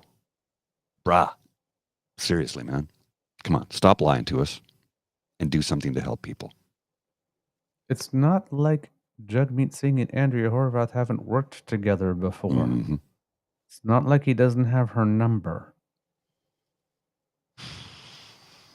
But again, I mean, he's busy torching the party brand in his own right, lying that housing projects that are Indigenous led are actually luxury condos when they're 80% below market. Mm-hmm. So, I mean, clearly he's not caring about the party brand either. Clearly. And the NDP has so lost its way. Provincially, in Western Canada, the NDP, although admittedly they are more of in line with Brian Mulroney and Joe Clark's progressive conservatives. I'd say more Joe Clark than Brian Mulroney, but they are, as Wab Canoe, we're willing to give you a hand up if you meet us halfway. And I've always been on board with that. And you got to understand, too, when he says that, it's not like, oh, okay, well, get out, kick your wheelchair over and get up and go to work. That's not what he's saying. You want to get clean, sober if you're somebody who's suffering from an addiction. You want to get clean and sober and contribute to society. Okay, we'll put supports in place for you. But you have to put in the work. We can't make you do it. You put in the work and we'll be here to support you. We will give you a hand up. Not a handout, a hand up. And I'm on board with that. I always have been. Now, here's the thing about a hand up. People need a place to live. They need a roof over their head. Living on the street. You're not giving a handout if you give somebody a place to live. And again, I know a number of progressive conservatives who are like, we were able to build barracks really quickly in World War II. And a lot of those buildings are still standing and still housing people. We should be able to build new ones quickly to get people into housing. And look, you don't need a big place. And people are, well, we can't put it, people don't go to shelters because they're double back, triple stacked high beds and people get stolen. Yeah, I know. We're not calling for that. Build barracks. Each person gets a small private space in a giant heated place. You could put in shower rooms, communal shower rooms with individual stalls like they have at the spa. If you go to the spa, it's not like the hockey rink where you're standing around a dozen shower heads and a whole bunch of naked guys are standing there soaping each other up. And I'm like, well, not soaping each other up, soaping themselves up, but you know what I mean. Yeah. Now, it's easy to do this.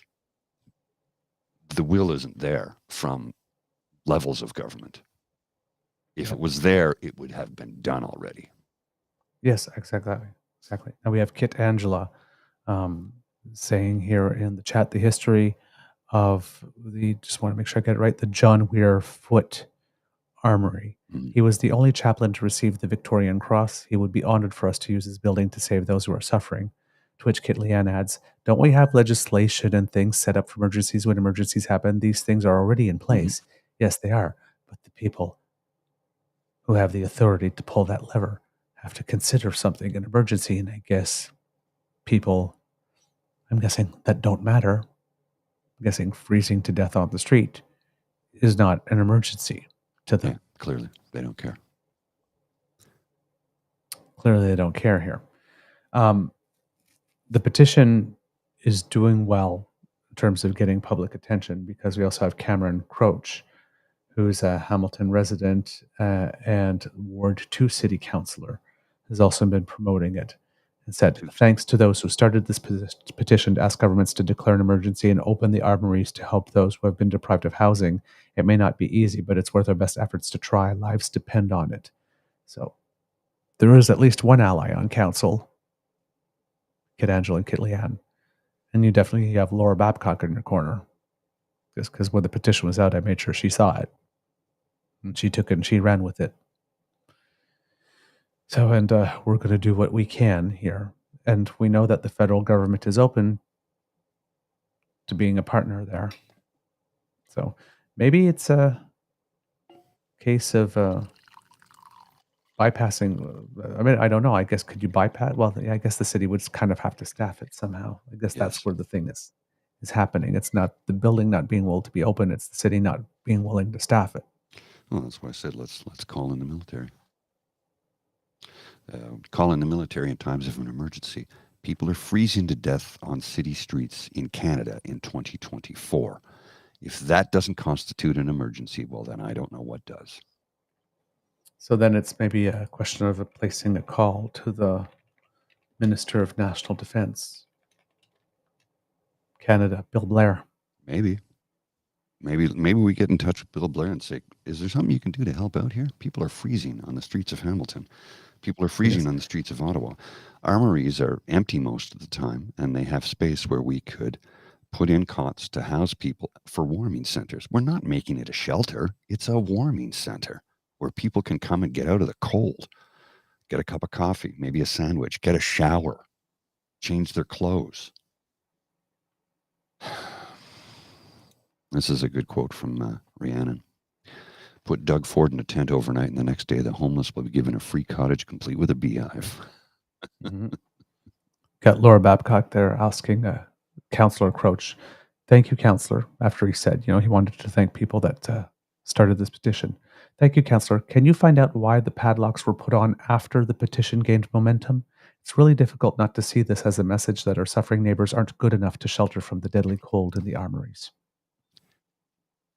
Nobody wants to. She knows how to word things, doesn't she? Nobody wants to live on the street and freeze to death at night. Nobody wants that. There are some people who cannot live within the confines of society. There are. There are not many of them. There's very, very few. Yeah. Now, to his credit, the councillor answered, I don't think I can. Unfortunately, it's run by the federal government. The best bet to get an answer to this is by reaching out to our MP. I'll tag him and hope he can follow up soon. It might be best to contact his office directly, Matthew Green, NDP MP. Well, there you go. Way to go, Matthew. For that Green. area. Putting the work in. Putting the work in. We appreciate that. Right. So, Kit Angela and Kit Leanne, maybe giving a call or asking Matthew Green for a meeting might help you. Yeah. Yeah, I hear you, Angela. I wanted to do tiny homes in tiny township or even just plots of land so people could have fire and resources, but the bylaw says no habitation, threatened to charge me $20,000 a day. Now, I do, as somebody who's worked in construction and has been around safety and requirements, I understand where the city's coming from on this. You do need to have, this is why the Armory is a better choice. There are facilities, fresh drinking water. My thumb up, I can't, I don't know. The camera recognizes that. I don't even know it does it on film. There are facilities with fresh drinking water. There are sanitation facilities. There are showers. It is a warm area. There's a place to cook, and it's all in a safe environment. The concern about building a small, tiny township, if it's not built to code or standards, you could have the whole thing burned to the ground. And I get that. So I agree with you, Angela, but I understand where the city's coming from on this, which is why let's get people into the armories. They're there. They're safe. They're protected. They're heated. They have fresh drinking water. They have showers. They have toilets. It's workable. So let's reach out to the military and say, hey, this is what's happening. We've got this big empty space that we're paying money to keep heated. Why don't we put it to use to help people? I think the military would be amenable to that. I would certainly hope they would.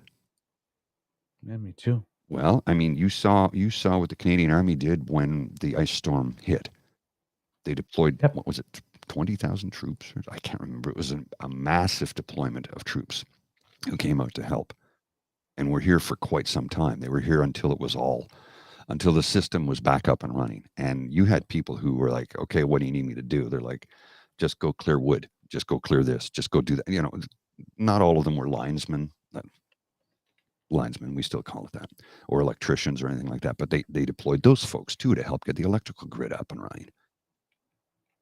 Asplund, which is has the largest fleet of bucket trucks in the world, which is a Arbery type company, did not have a presence in Canada until 1998, when they shipped up a whole bunch of people from Ohio and Pennsylvania and upstate New York who came to help out with the ice storm. And they established a foothold in Canada and kept a lot of those trucks here and employ a lot of people. I don't know if I'm stumping for an American conglomerate there, but they did a lot of good work during that time. Yeah. Yeah, absolutely. Absolutely. Well, and yeah, you're right. Mohan points it out to me, long-term care homes during the start of the pandemic. The military came in and helped out. The military will help people. Fundamentally, what people join the Air Force or the Army or the Navy for is to help Canadians. It's a sense of service to the country and your fellow community members. And when you wear that Canada badge, you represent every single Canadian in the world, by the way. Your community is every Canadian on earth when you put that Canada patch on your shoulder and swear an oath to the country and to hold up the Canadian Charter of Rights and Freedoms and the Constitution. You are a member of a very sacred and special community. You're going to help people. So, yeah, let's see what we can do to get the military involved in this. Yeah, let's see what we can do. All right. As we get ready to wind down, because we've had a couple of heavy stuff, we'll do a little celebration of Canadians that have done us proud. But first, there's a loss that we have to talk about. Buffalo? I know that Mr. Grizzly, you say that you really respect our Canadian Olympians in particular, and we lost a good one. If the name Sean Barber rings a bell for you at all, he was a Canadian pole vault champion for us who had won, I believe, the gold medal at the Pan Am Games in 2015. And he passed away. Yes, and made the final at the 2016 Rio Olympics in a pole vault event that was won by Brazil, and had a best vault of 6 meters, which was 19 feet, 8 1/4 inches in Nevada, which remains the Canadian record. Unfortunately, he passed away from medical complications at the age of 29. Yeah, we don't know what the complications were. They haven't released that yet, but yeah, sad. So sad news. Yeah, he was quite a feisty competitor. So just wanted to mention that in passing. The Youth Olympic. And sorry. I was going to say, you remember my dedication to Olympic athletes, because there's no guarantee of a payoff. What he was doing, Right. Pole vault, there's no money in that, like zero. There's no. I mean, there's in Europe you can do tour as a track and field athlete, but are you going to make an exclusive living at it? No. And again, it's a short window of opportunity you have to do that sport. It's not like you could be a Nolan Ryan and pitch for 25 years in the major leagues, or be a basketball player for 20 years or a hockey player for 20 years. It's a track and field event, a lot of injuries, and at pole vault especially. There's a limited window of opportunity to be able to do that sport. And again, there's no payoff. So you're doing it for the love of the sport and wanting to represent your country. So that, I salute. Absolutely. And also going on in the world right now, it doesn't get as much attention, but the Youth Olympic Games have started. They're in Korea, I believe, this year. And the chef de mission is Olympic curler Lisa Weigel. So curlers who know it, they actually has a shot named after her in curling. But yes, the Youth Olympic Games are taking place in Gangwon, South Korea from January 19th to February 1st. Team Canada has sent 79 athletes over there. So we will wish them good luck and hope that they have a very good competition. We had sorry, I thought I had brought it up, but I had not. Our flag bearers for that were Charlie Beatty, who is a freestyle skier, and curler Chloe Fedyuk. And they carried our flag into the opening ceremonies. There's some video on Twitter, if you would like that, of Lisa Weigel making the announcement to them and them being super, super happy to get that honor, which is really great. I have something for you here. I don't know if you saw this headline just the other day. Was it yesterday? It might have been yesterday. I'm not even sure. Yes, it was yesterday. Share this on the screen, and we'll talk about it in a second here. Loblaw brings back 50% discounts on expiring items in stores after backlash. What will other grocers do? So what Loblaw was doing, they used to have 50% off things that were about to expire, and they changed it to 30%. They said, we're just matching the market, because other stores went to 30%. Matching the market. You mean gouging consumers? Is that that's what you're doing? Is that what you're doing? Gouging consumers. And usually when people are buying the 50% off about to expire items, it's not because they really like the item. It's because that's all they can afford. Mm-hmm. Indeed. So yeah, that's kind of a reversal. Mm-hmm. I guess once again, got a little too greedy, and I guess they had some public going, "What the hell?" and then realized that this was a bad PR move. Yeah, it all started with an email from Loblaw last week confirming its intention to reduce the discount on fresh expiring food items for 50 to 30% in stores where the previous policy still held. The rollout of this change was scheduled to occur over several weeks across the country, impacting many of their banners. I'm not going to name them. It's worth noting that many other stores had already abandoned this practice years ago. However, the timing of this decision in January 2024, when many consumers were grappling with financial challenges, did not sit well with Canadians. Not one bit. Pushback.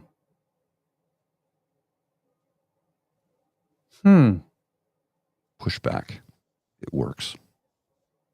Yeah. You have a voice, folks. Use it.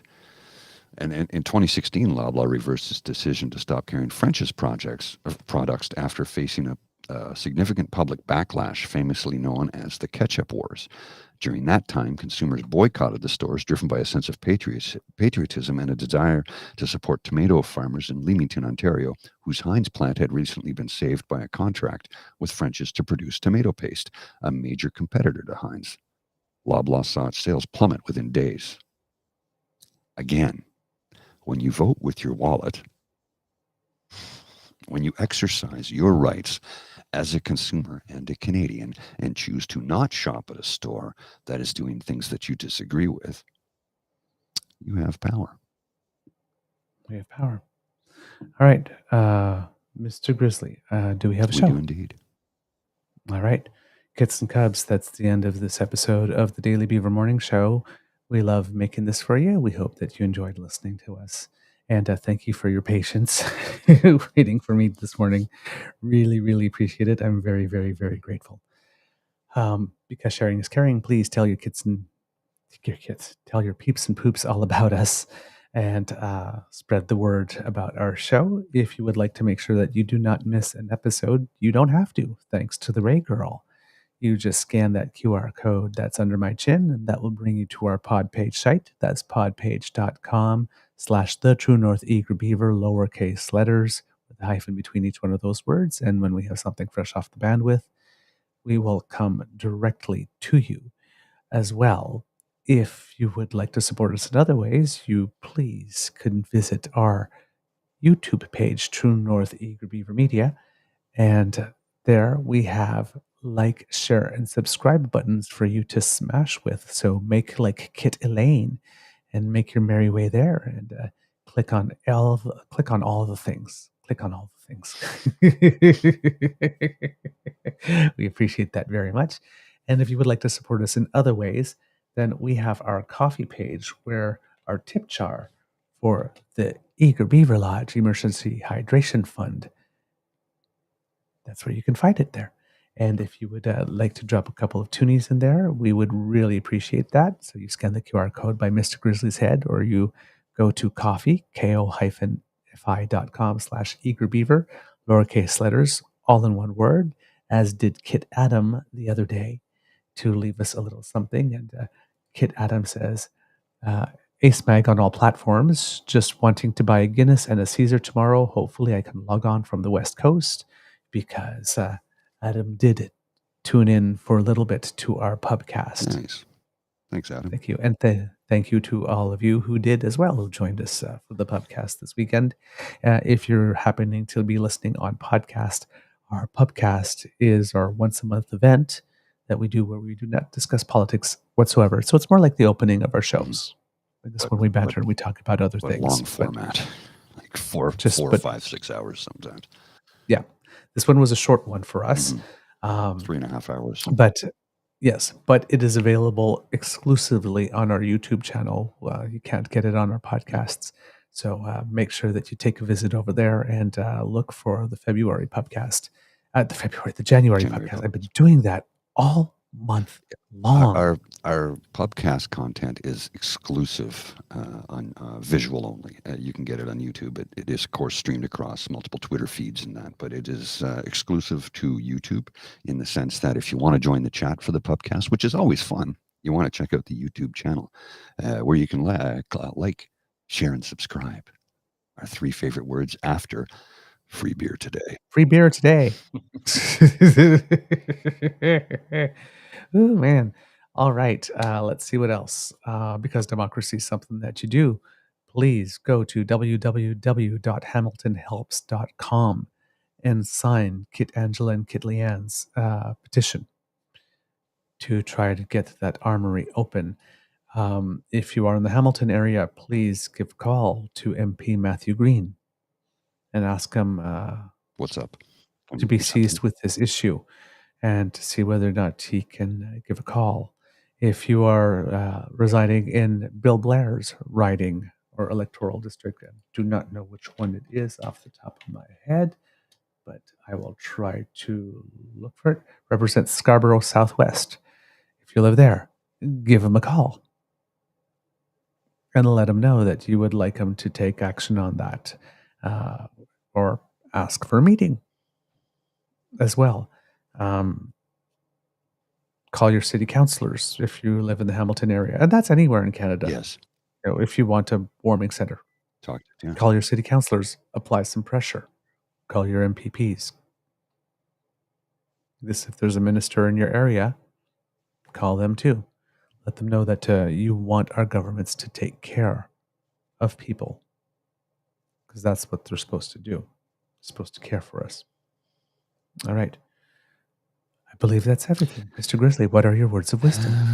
Yeah, keep involved. If I guess my words of wisdom today is if you know somebody somewhere who battles depression and anxiety like I do, reach out to them.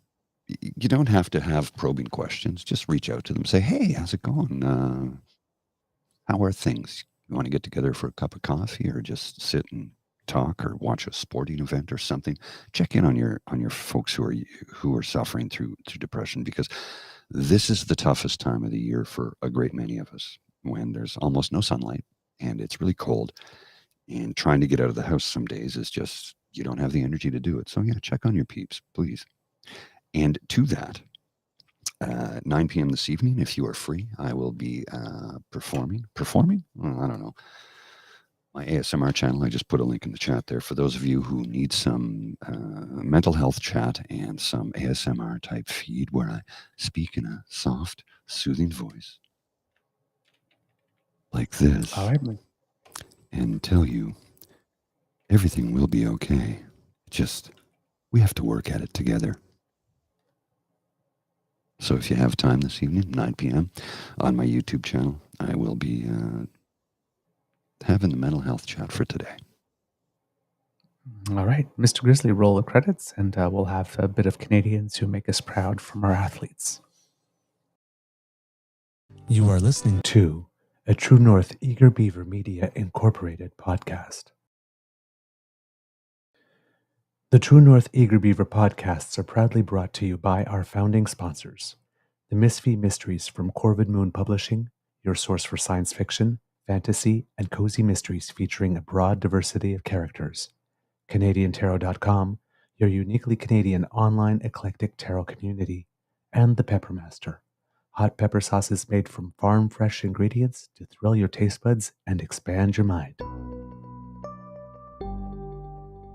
We are grateful to the Crier Media Network for its support, Pete Jarvis for our artwork, and Paul Joseph Something for our opening and closing sequence music.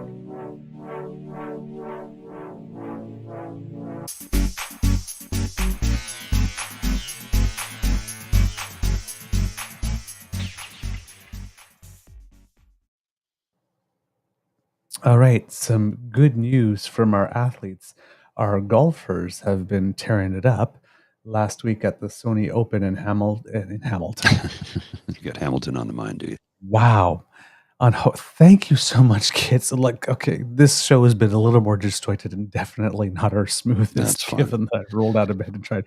So you were a little more mellow this morning. You were yeah. ASMR almost.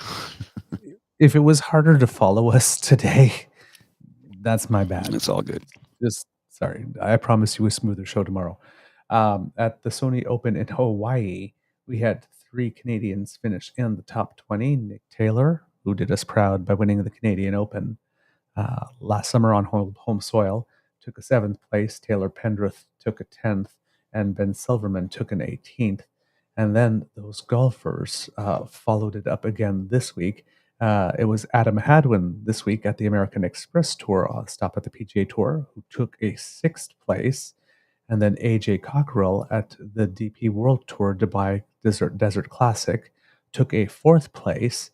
And if that wasn't enough, Brooke Henderson at the LPGA Tour at the Hilton Grand Vacations Tournament of Champions took a 3rd place. Way to go, Brooke. Our golfers are just killing it, no matter where, no matter what golfers, tour. Our tennis players, our skiers, our swimmers. Yeah, Canada's slowly taking over the athletic world. Yes. Our men and women's field hockey Olympic teams were fighting for Olympic qualification. Unfortunately, both did not make it out of the tournament, so there will be no field hockey for Team Canada at the Summer Olympics this year, sadly. In tennis at the Australian Open, we have no more players left in singles. Felix Auger-Aliassime was taken out in the 3rd round by number 3 in the world, Daniil Medvedev, which is what was kind of an expected result. Not that Felix can't beat Daniil Medvedev, and it has in the past, but he's recovering from injury. Right. He's on the way back. So that was probably a tough order at the moment. But Gabriela Dabrowski is doing quite well in doubles. She has now reached the quarterfinal and is still there. And also in the mixed doubles tournament with her partner, I believe, Neil Lamons from the UK. And that one, she has also reached the quarterfinal round. So, and based on her seeding, she looks very, very, very well placed to make semifinals at least in mixed doubles and all the way to the final in actual doubles this year. So let's keep our fingers crossed for her. Hope that she brings back another title because, you know, she has 2 mixed double Grand Slam titles. And then last year, she finally got her first doubles title at the age of 31 after several years of trying. And, well, they also just won the Billie Jean King Cup. So if anybody in doubles right now has wind in their sails, it is Gabriela Dabrowski. Cool. Well, so, here's to her. Hopefully she can go out and kick some more butt. Absolutely. And then there's a whole bunch of other great results from our winter athletes that we'll get into later on during the week. But one name to start looking out for is a cross-country skier named Antoine Cyr out of Quebec. who just took, now cross country skiing, you often enter events and there's like 120 Mhm. skiers or Yes. something, right? So just like making the top half is good. Well, he participated in the 20-kilometer classic at the World Cup in Oberhof, and he took an 8th place there. And this is not his first top 10 of the year. He's actually ranked in 12th place overall so far this season for all events. So we have an emerging cross-country ski star, kids. So keep your eyes on this young man. Antoine Cyr is his name. Cool. All right, and then we have more. There was some wins in moguls, We'll get to it freestyle later. ski, and a whole bunch of stuff in ski cross, but we'll bring that to you during the course of the week because our winter athletes, they're killing it again. Of course they are. All right, kids and cubs, have a beaverific day. I'll see you.